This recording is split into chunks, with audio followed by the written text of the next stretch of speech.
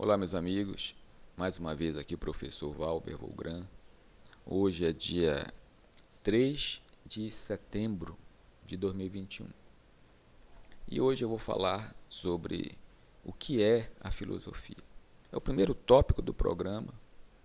E, em geral, as pessoas acham que os professores de filosofia, as pessoas que se dedicam à atividade filosófica, conseguirão dar uma resposta maravilhosa sobre essa questão. E me parece que é um ledo engano, porque por isso que eu já gravei vários vídeos sobre questões filosóficas e deixei este aqui para quando eu não tivesse como fugir dessa problemática. E agora que eu leciono para algumas turmas do primeiro ano dos cursos integrados do IFPA, eu precisei abordar essa temática. Este vídeo eu estou gravando para eles, dedico a eles. E vamos lá, porque é uma dificuldade, é um problema muito sério nós tentarmos de uma maneira clara, de uma maneira que possa ser compreendida, dizer o que é a filosofia. Os manuais estão aí, uns falam em amor à sabedoria, isso e aquilo, mas quando você pergunta e pede uma explicação e você vai interrogando a pessoa que tenta definir o que é atividade filosófica, a gente percebe que ela realmente não sabe. Ela pega aqui e ali algumas características da atividade filosófica que se misturam com outras atividades intelectuais, outros tipos de conhecimento, e no final a pessoa acaba achando que aquilo satisfaz ali a questão, e fica por isso mesmo. As pessoas precisam em algum momento encerrar o debate, e aí cada um vai para o seu canto, e ao final a gente percebe que de fato não houve a compreensão do que é a filosofia. E essa dificuldade, eu vou seguir um caminho aqui para tentar superar essa dificuldade, e ela se dá por causa da natureza difusa da filosofia, e que é a mesma natureza da educação. É por isso que quando eu leciono uma disciplina chamada Filosofia da Educação para os cursos de licenciatura do IFPA, eu costumo dizer, olha, isso aqui é quase que um pleonasmo, filosofia da educação. Não, toda atividade filosófica ela é educacional. E não se pode falar em educação sem considerar o aspecto filosófico dessa atividade. Porque tanto a filosofia como a educação são atividades difusas.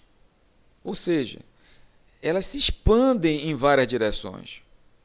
Elas pedem por um tipo de trabalho em que o sujeito vai buscar elementos em diversos locais para poder processar discursiva, analiticamente, e assim chegar a uma conclusão, a uma intuição, a uma percepção, a uma visão, a uma compreensão das coisas. Enquanto que outras atividades, como aquelas que pertencem ao campo das ciências da natureza, como no campo da física, por exemplo, os resultados são mais ou menos uniformes. Mas eles são uniformes porque eles não estão necessariamente tratando da realidade, das coisas que estão no mundo. Mesmo no caso da matemática, a matemática ela garante a uniformidade porque ela é uma ciência formal, trabalha só com a forma, não há um conteúdo específico. A física, para conseguir alguma previsibilidade, alguma uniformidade, resultados repetitivos, idênticos, o físico ele usa alguns artifícios no momento em que ele está fazendo uma reflexão nessa área. Ele precisa, por exemplo, considerar que o movimento do corpo A, do ponto A para o ponto B, ele se dá em velocidade uniforme. Vejam. Onde é que nós temos na natureza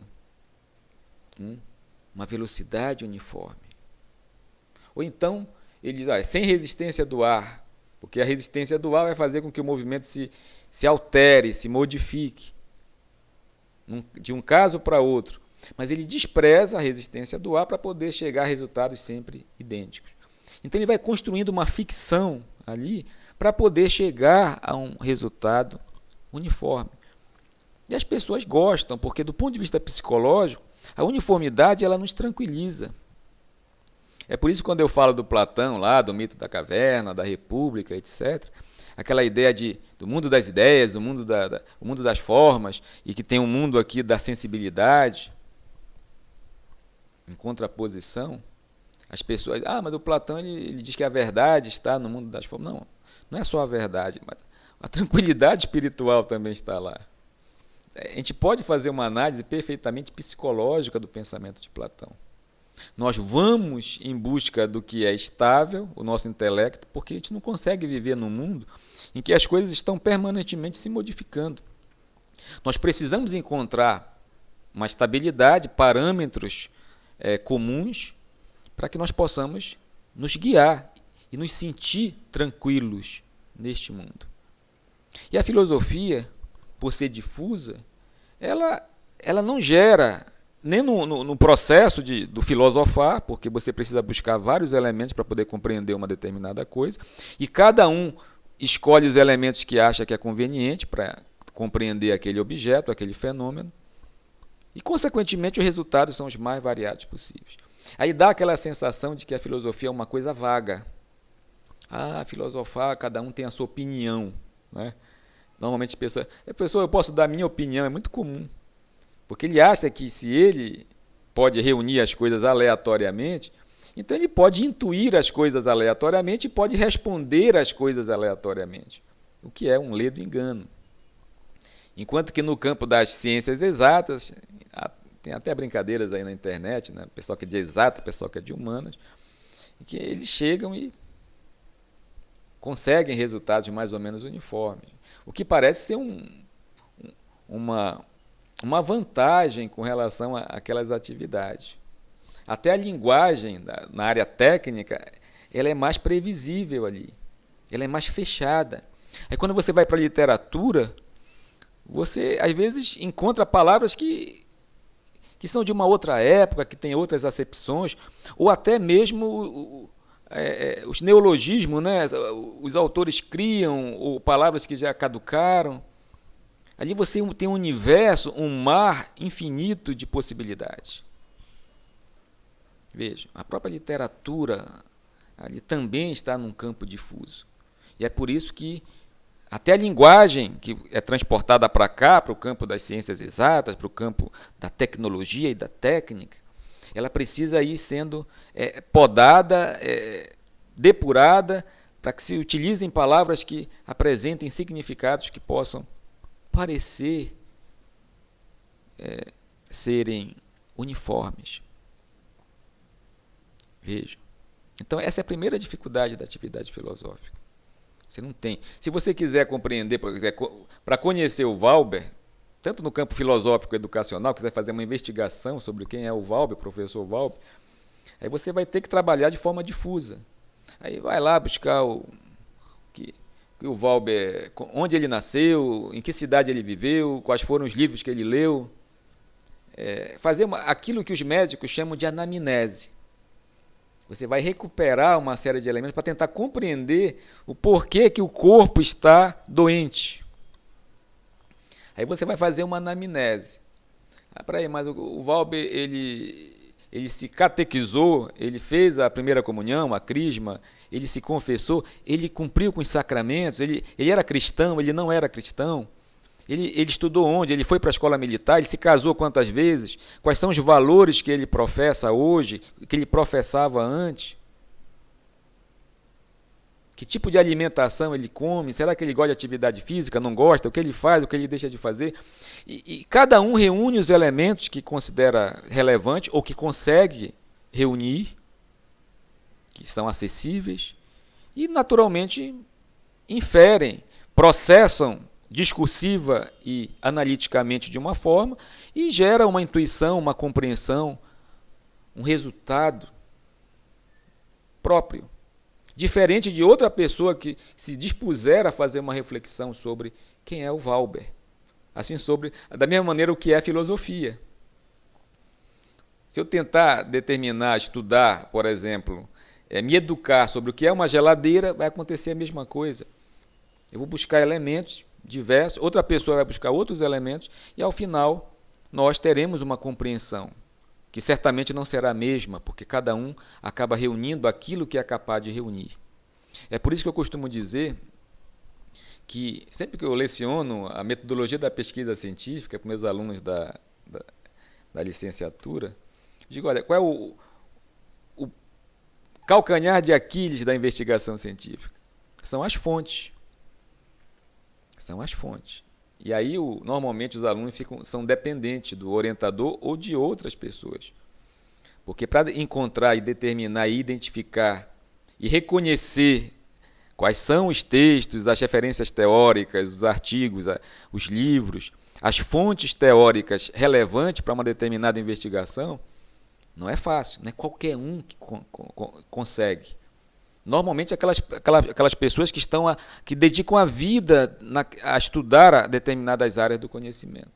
Então, essas pessoas estão mais ou menos acompanhando o movimento da produção intelectual, seja no campo científico ou filosófico, e elas acabam ficando muito mais aptas a identificar quais são as fontes mais atualizadas e mais adequadas para determinados objetos. Veja, tanto no campo filosófico como no científico. Por quê? Porque as fontes são difusas e nós precisamos reuni-las. E a atividade filosófica é assim. Esse é o primeiro elemento, que é um elemento complicador. Por isso que, se você for à internet, o que é a filosofia, você vai encontrar várias respostas. A única uniformidade é no sentido etimológico da palavra, né? Amor à sabedoria. Mas quando você vai discorrer sobre o que é o amor e o que é a sabedoria, a coisa descamba para uma imensidão, uma problemática, né? E as pessoas ficam até insatisfeitas. Poxa, eu não consigo fechar uma intuição, uma conclusão sobre o que é atividade filosófica. Veja, nem sobre o que é a filosofia, nem sobre o ato de filosofar sobre uma determinada questão. Porque a filosofia, como objeto de investigação, ela é difusa, e a própria atividade filosófica, quando a gente se volta para tentar compreender alguma coisa, ela é difusa também. E assim é a educação. É por isso que a gente precisa realmente ampliar, dispersar as nossas atenções intelectuais. A gente precisa ler literatura de boa qualidade, principalmente. A gente precisa ler livros técnicos, a gente precisa assistir obras artísticas, ouvir palestras, ou seja, conversar com pessoas que estejam na área, que tenham alguma coisa a nos dizer.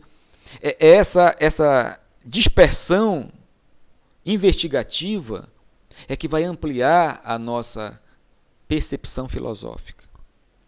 Eu diria também a nossa capacidade, vai fazer com que nós sejamos cada vez mais educados. Nós ampliaremos a nossa autoeducação. Vejam, esse é o primeiro problema, já estamos com 13 minutos. Agora eu vou começar aqui, por um outro, a explicar o que é atividade filosófica. Eu ainda não comecei propriamente dito, né? Eu estou apenas tentando mostrar uma coisa, vamos dizer, que está na periferia da filosofia, a dificuldade que é a própria filosofia. Mas a filosofia, sobretudo, eu vou seguir um caminho aqui, já que ela é difusa, né? Eu vou seguir o meu caminho. A forma como eu explico, que está aí, você vai avaliar, vai tirar as próprias conclusões, né? Mas, como eu costumo dizer nas minhas aulas, primeiro, para nós pensarmos o que é atividade filosófica, já que ela não é uma coisa fechada e exata, a gente primeiro tem que procurar entender o que é um conhecimento. Como é que nossa mente funciona quando nós estamos no campo epistemológico, o campo de conhecimento. Alguns chamam de gnoseologia, gnose e conhecimento, estudo do conhecimento, né? A teoria do conhecimento. Então, como é que se dá o conhecimento? Ora, todo conhecimento, toda teoria para ser conhecimento, porque nem toda teoria é conhecimento. Isso eu já expliquei em outro vídeo, eu não vou retomar aqui para não ficar mais longo do que já está este vídeo. Então, para que uma teoria seja um conhecimento, tenha uma função epistemológica, é necessário que ela tenha um corpo, um conjunto de elementos que serão processados crítica e dialeticamente. É ali que está o discurso analítico, Analisar é decompor a coisa, é dividir, é pegar partes que estão dispersas, assim como tentar compreender o Valber é pegar partes do Valber que estão por aí, em algum momento, às vezes no passado, às vezes em locais distintos. A gente vai intelectualmente reunir essas partes, processá-las, e isso se dá no campo do discurso analítico, que numa redação de Enem corresponde ao desenvolvimento da redação. E o resultado, ele tem que estar alinhado, ele tem que ser o resultado do desenvolvimento. A conclusão é sempre a conclusão daquilo que foi desenvolvido. Você não pode concluir algo que esteja fora dos elementos que você juntou. Muitas vezes, no caso do Enem, alguns elementos já são dados pela banca examinadora, pela administração do certame. Então, eles já colocam lá um texto base, 2 textos base, 3 textos. Aí você traz outras informações que você leu em outros textos, você junta com aquelas, processa, e ali está o conflito dialético, né? Sendo redundante aqui, porque toda dialética já é um conflito. É por isso que eu digo que ciência e filosofia são filhas do conflito, porque é necessário que no corpo discursivo do trabalho filosófico e científico, nós estabeleçamos esse conflito. Conflito de ideia, de pensamento, de informações. Então, processa-se essas informações e dessas informações nós extraímos uma intuição, uma conclusão. É como se fosse uma síntese. Ora, então, ali nós temos um conhecimento. Se não ocorrer esse processamento conflituoso de ideias e dele nós não tirarmos uma conclusão, não há conhecimento. É o que acontece na pesquisa científica e na investigação filosófica. Se a gente analisar bem o que é a metodologia da pesquisa científica, como é que a gente faz um artigo científico, um trabalho científico e filosófico, é da mesma forma. A gente pega uma informação daqui, outra dali, a gente vai, observa o objeto, extrai novas informações, utiliza um método, e vai descrevendo tudo isso, vai reunindo num corpo discursivo, estabelece o conflito, preserva algumas informações, elimina, descarta outras, e ao final a gente escreve um relatório que corresponde à síntese. Então a atividade filosófica pede por esse tipo de procedimento. O senso comum também tem isso, só que o senso comum ele tem o corpo discursivo do senso comum, esses elementos que a mente reúne para poder extrair uma conclusão, se perdem, porque o senso comum normalmente ele não é escrito, ele não é metódico, e embora ele tenha uma origem, a gente pode até dizer que ele foi radical, ele foi baseado em algo que a pessoa em algum momento pensou, e de forma também difusa reuniu, estabeleceu essa dialética, essa análise, esse discurso analítico, mas, uma vez que o sujeito tira algumas conclusões, não lembra de onde as informações vieram, porque o processo não foi registrado. Enquanto que na ciência e na filosofia tudo é documentado. É como se fosse um inquérito policial. Você tem que dizer de onde você tirou, quem falou, quem não falou. É por isso que tem as normas técnicas, né? As normas da ABNT, da ABA, em outros países, em que você precisa seguir aquelas normas, que é para deixar bem claro como você está percorrendo o trabalho ali, a investigação, como você está fazendo, para que você possa chegar, dizer, olha, eu cheguei a esse resultado porque eu percorri este caminho. Tudo isso faz parte do trabalho filosófico e científico. No senso comum você não precisa, você já esqueceu. Se você perguntar para sua mãe ou para sua avó por que o chá de boldo ajuda em problemas estomacais, intestinais, ela vai dizer, ajuda porque funciona. Ela não vai conseguir buscar elementos teóricos que estavam no processo discursivo analítico para explicar o porquê que o chá de boldo funciona. Agora, pode ser que no campo científico alguém pegue o chá de boldo e reconstrua o discurso ali, analítico. Reconstrua. E possa tirar uma conclusão, e de repente a intuição no campo científico pode não coincidir com a intuição que fora elaborada no campo, vamos dizer, empírico, do senso comum. Às vezes coincide, às vezes a pesquisa científica confirma aquelas intuições que foram feitas no campo empírico, e às vezes não confirma. Então, muitas vezes, o senso comum é a partida da investigação científica ou filosófica. Muitas vezes se usa aquilo que o senso comum já está dizendo, mas para que eu possa construir um conhecimento, no sentido filosófico e científico, eu preciso reunir os elementos historicamente, metodologicamente, racionalmente, logicamente. Então, eu uso a lógica, eu uso a história e organizo um discurso que vai servir para justificar a conclusão.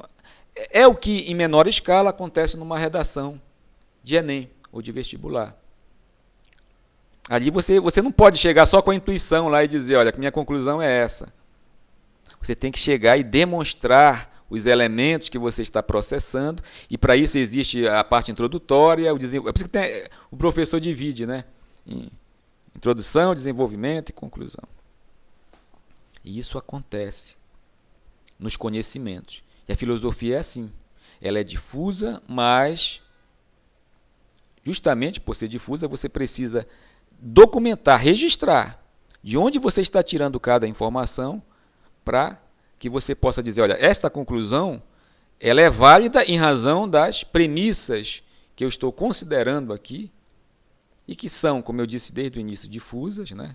O sujeito, para filosofar, ele pega esses elementos em vários locais, em várias épocas, em várias referências teóricas, em vários autores, em vários documentos, e dali ele processa para tirar uma conclusão. É muito parecido com a atividade científica. A ciência também faz isso. Ela pega vários elementos, processa e...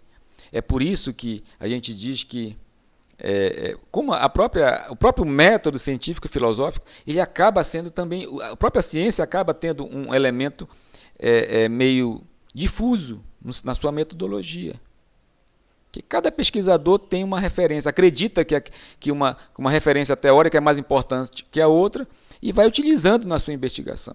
É por isso que o próprio resultado das pesquisas científicas e das investigações filosóficas são variados. Você está investigando a mesma questão, os resultados são diferentes. Você vai encontrar 1000 pesquisas sobre um determinado objeto e cada pesquisador, cada cientista, cada filósofo ali vai chegar a conclusões diferentes. Então, muito me espanta quando as pessoas dizem, isto aqui é ciência, eu estou seguindo a ciência. Já ouviram essa expressão por aí, né? A pergunta que eu faço é, qual ciência você está seguindo? Porque não há uma ciência, não há uniformidade quando a gente vê na questão da própria metodologia do processamento discursivo, analítico, dos elementos que a pesquisa científica e filosófica reúnem, para você chegar a um resultado que seja uniforme. Não dá. A única maneira de você chegar a resultados uniformes é se você estiver no campo das ciências, volto a dizer, das ciências formais, como matemática, lógica, informática, e quando você está no campo de algumas ciências que você usa uma estratégia para eliminar elementos difusos, que variam, para você chegar a resultados que sejam mais regulares, uniformes. É a única maneira.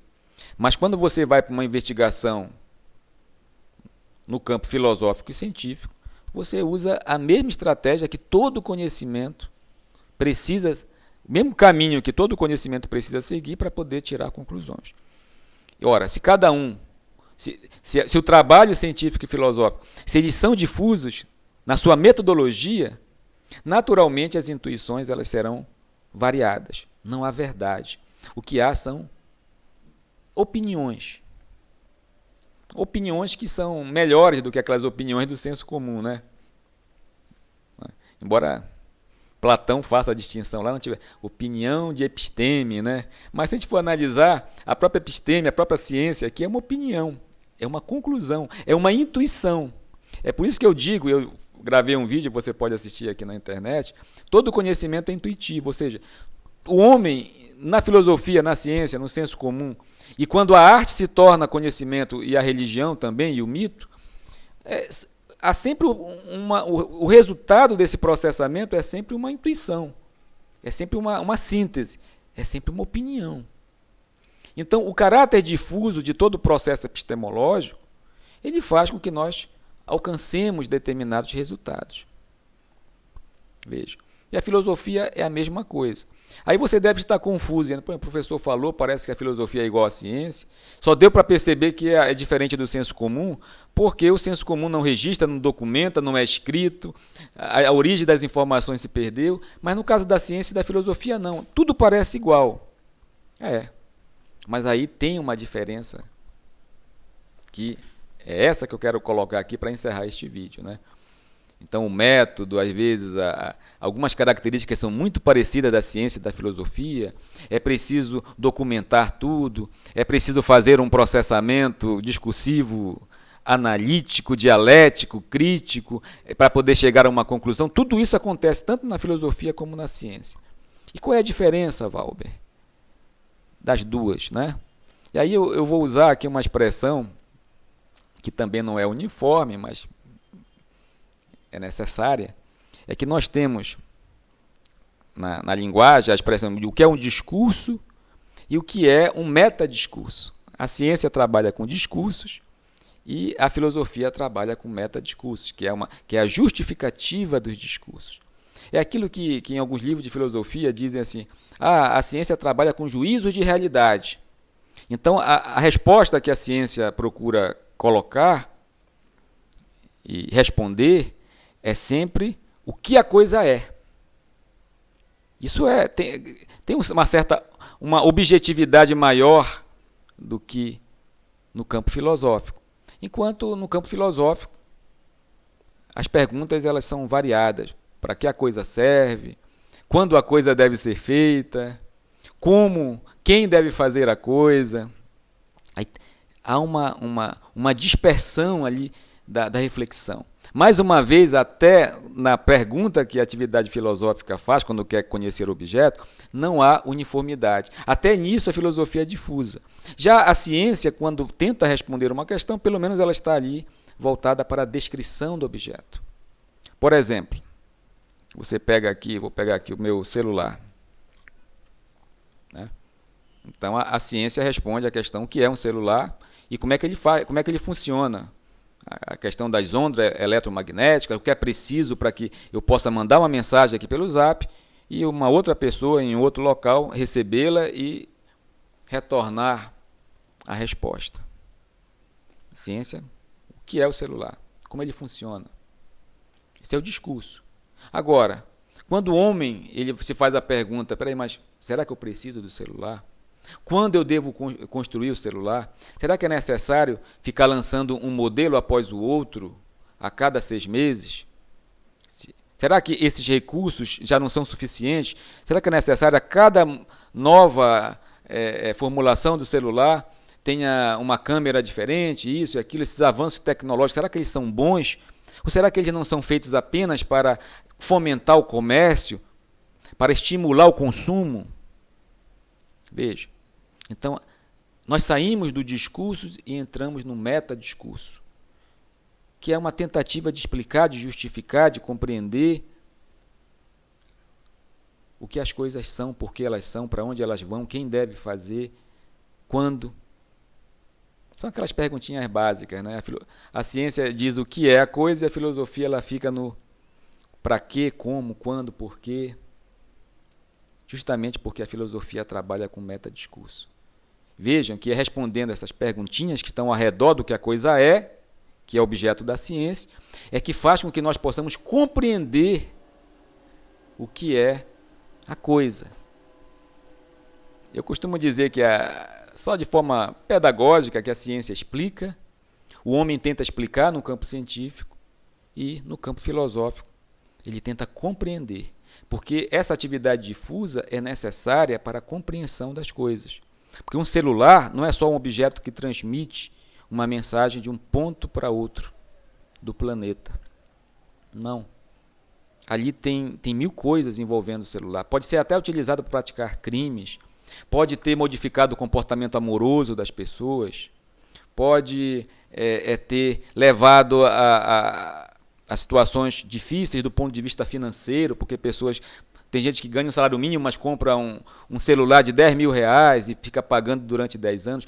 Todas essas questões, a ciência não se volta para ela porque elas estão fora do foco específico da atividade científica. Estão fora do discurso, que tenta, porque a ciência, mesmo que ela tenha uma metodologia difusa, mas ela tenta dar uma resposta um pouco mais concentrada sobre o que é o objeto. Uma certa uniformidade, como a coisa deve ser, o que ela é. Já a filosofia fica nesse entorno infinito de possibilidades, e aí cada um constrói, e é por isso que a filosofia acaba, a atividade filosófica, por não gerar não se aproximar de uma certa uniformidade que a ciência, mesmo com um método difuso, às vezes consegue chegar, acaba fazendo com que as pessoas entendam que a atividade filosófica é uma coisa vaga e que qualquer resposta pode ser dada e que essas respostas correspondem à atividade filosófica.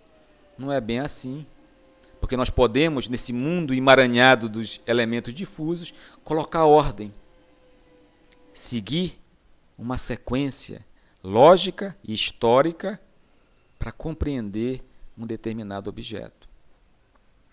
Como eu tentei fazer nesta abordagem, porque de alguma forma eu coloquei uma ordem aqui.